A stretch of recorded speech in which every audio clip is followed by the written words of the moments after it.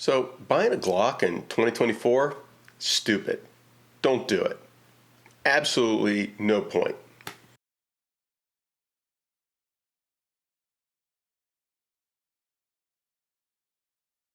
Welcome back to Bullets and Brass, folks. Today we are talking about why I think buying a Glock doesn't make any sense. And let's be clear, we're not talking about Glock-like pistols.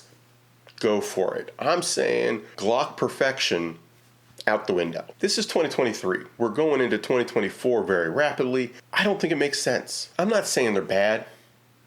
Okay, I kind of am. I'm just saying it doesn't make sense. There are so many other options. If you want something particular, go that route. If you want something cheap, go that route. My point is that with all the other options out there, Glock is rarely the correct answer. There's always going to be something that makes more sense for your particular needs than a Glock.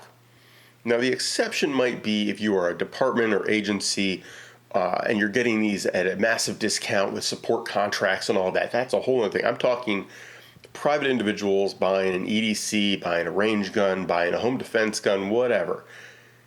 The buyer looking for something for their own personal use. On a budget, PSA Dagger. Money to spare? Shadow Systems, Zev, any number of other premium Gucci Glocks. Want to personalize something, build it up from scratch? A lot of good aftermarket frames out there. You can do whatever you want. Don't even have to do the P80 option. You can get a serialized frame from any number of manufacturers, finish it out however you want. Why start with a Glock if you're going to just rip all that stuff out anyway? Want to skip the whole serial number 4473 shenanigans? Well, you got P80s and a couple other options now for 80% frames. And that's back on the table. That whole legislation thing is pretty much defunct. Do what you want to do unless you're in one of the states that still has some stupid rules. Go for it. You can make your own.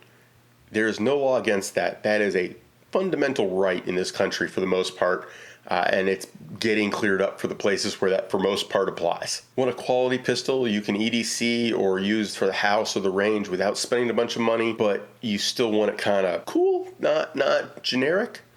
You know, you're not looking for a basic PSA Dagger, but you're not looking for a Zev either, right? Lone Wolf. P80 actually makes complete firearms. Faxon's got a couple. There are options in the under $1,000 mark. Even Shadow Systems has their combat line instead of the elite line. They're out there. It's a thing. You can do that. Nearly everything about a Glock can be improved with the aftermarket. There is, I don't know. You guys tell me. I cannot come up with a single feature of Glock as an individual firearm that isn't better by somebody else. You could argue that Glock conventionality, industry standard, blah, blah, blah. And I would point out that 20 years ago, you may have had a point.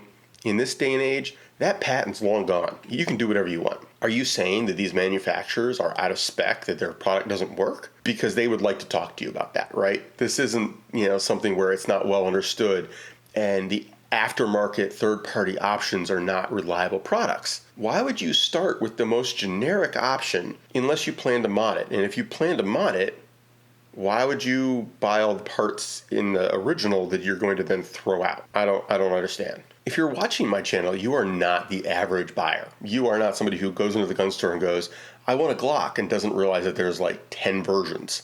More than 10, I'm pretty sure. You understand that there's variations in this. There are different models, there are different brands, there's different roles, right? So you're probably not going to buy a Glock 19 or Glock 17 or Glock 20 or whatever and leave it bone stock. You're going to want to mod it. You're going to do something to it. My question is simple. At what point does the modding of that pistol become you should have just bought something else to start with? Because if you're planning to replace significant parts of it, there's probably a gun that already came with some of those parts that didn't cost you more than the combined value you're about to spend.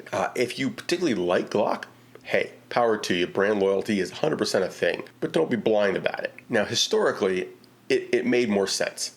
If you didn't want what a Gucci company like Zev was offering, a Terran Tactical or anything like that, if their pre-done packages weren't quite what you wanted, it made more sense to start with a factory Glock and then mod it from there. These days, that doesn't apply. That's antiquated thinking.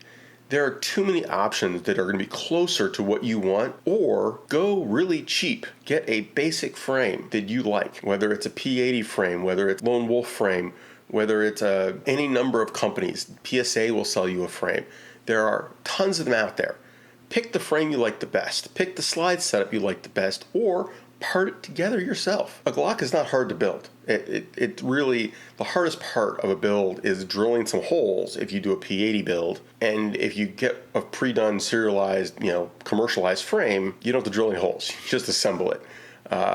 Putting a Glock together might take you 20 minutes total. It's not hard. So again, I go back to, why would you buy the Glock? I wouldn't. Take it easy, guys.